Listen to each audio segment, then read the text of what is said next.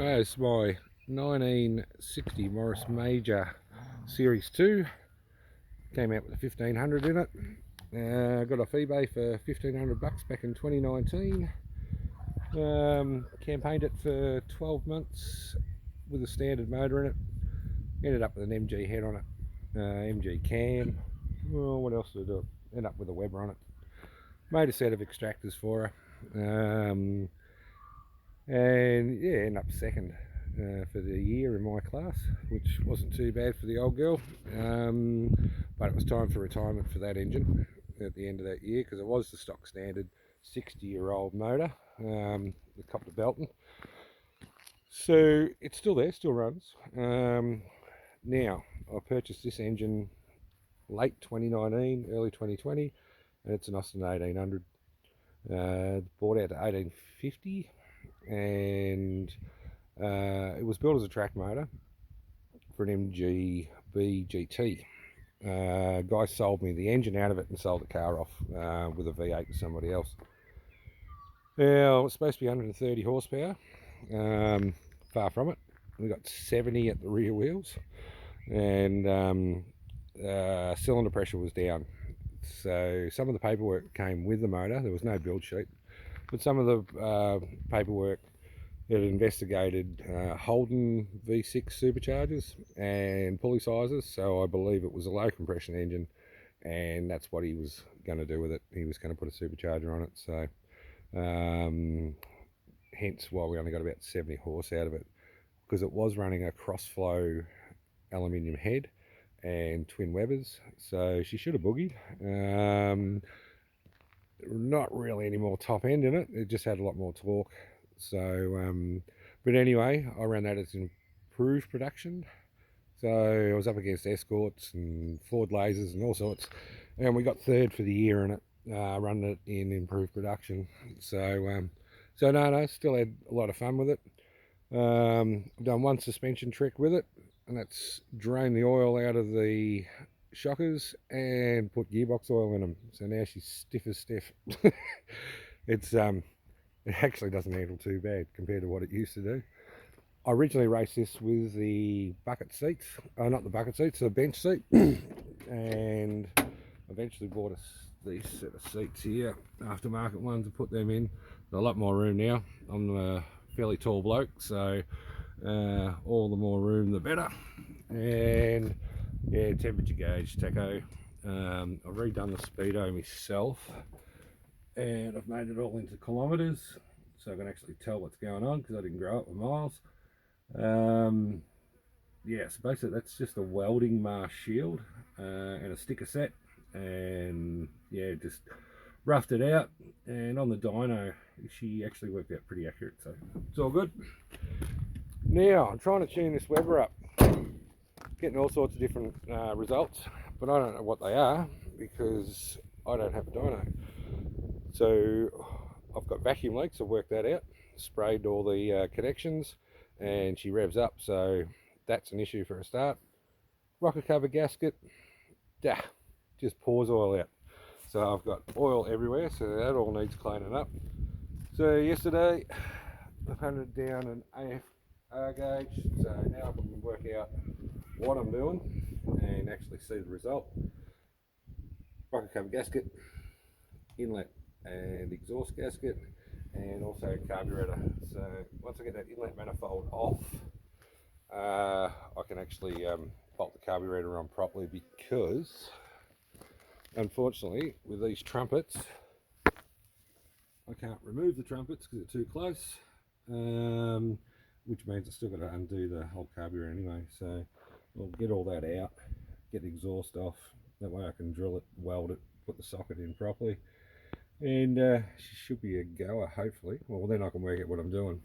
I've made a few of my own jets. You can purchase drills pretty much to whatever accuracy you want. So I bought a couple of drill bits, made a couple of 120s into 185s, which has done some improvement, but she's dying in the middle range.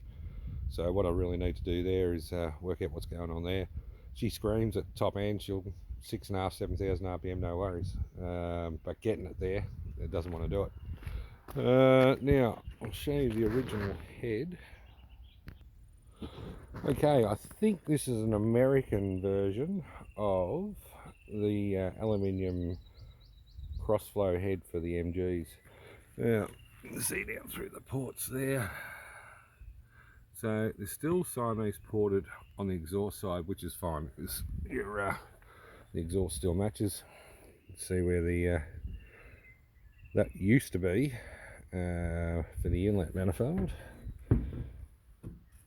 Now on the inlets, you've got 4 ports. You've got one each, so you can see through there. And this is what's supposed to make them go.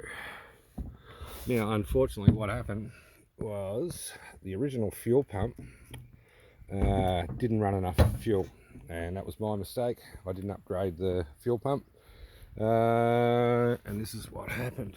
We got detonation because I was running too lean at the top end. We had it tuned up, we dynoed it, everything ran nice, not an issue, but it was on the way home. I could tell that she was starting to ping a little. Anyway, we discussed all sorts of things about water pressure and whatnot around the valves,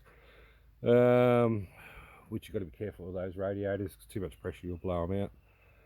Anyway, this was the result of it. It took 11 hours, I think, 11 or 15 hours I had on the engine before this actually came as an issue. The head gasket blew out, and then obviously this was chewed out as well, doing a hill climb at Ararat. So otherwise she was screaming along, she was going really well, and then this happened. So what I did before all this happened, or actually after the damage had happened and before it failed, is I put in a proper Weber high flow, low pressure fuel pump, because the original pumps in these are electric anyway. So I just plug that one in, and I shouldn't have any issues with fueling anymore. This is my resident destroyer. She's 18 months old, and she finds stuff that I didn't even know I had, and all she does is chew everything, including the other dog. But she'll have pups early next year, so if anyone's interested in blue heeler pups, I'm a registered breeder, so these are purebreds. Yeah, so hit me up in the comments if that's what you're after. Good girl. Alright, fuel pumps. This I bought from Weber Performance, and this is your low pressure, high volume pump. And there's the original still in situ. Had heaps of trouble with rust in the fuel tank, so that is actually out of a VS Commodore. I thought that might be able to handle it a bit, because when I first bought the car, I must have gone through at least 10 filters, and just continually blocking up all the time because the amount of rust that was in the fuel tank. I ended up taking it out and doing electrolysis to it to try and get all the unstable rust out of there, and yeah, she hasn't been a problem since then. If you have a look on YouTube, it's pretty good setup, and it'll help clean out the inside of your tank if you've got an old bomb like this one. Now, what else we got going on here? This is a $5 catch can from the local swap meet. This actually is plumbed for an oil cooler, which I haven't ran yet. I've got room down the sides here, but yeah, I haven't fitted it in. And mind you, all these runs are well, a minute and a half, and then the car gets cooled down again, so it's not consistent running, belting the crap out of them.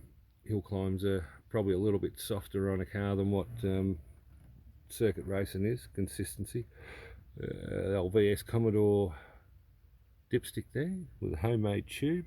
But anyway, she's a bit of a bitzer, and she's a bit of a goer, and I get all this sorted out, the vacuum leaks and whatnot today, and hopefully I can get it tuned up, and she's actually a good fun car to drive down the road. She'll do 100 mile an hour, no worries, which is a bit scary. with some of the roads we got around here. Anyway, not sure if I mentioned I got super lights for it. I'll put those on. They got semi slicks on them. They come off my Hillman, exactly the same stud pattern, just different size studs. So set of wheel nuts there, and yeah, it's they go on there just.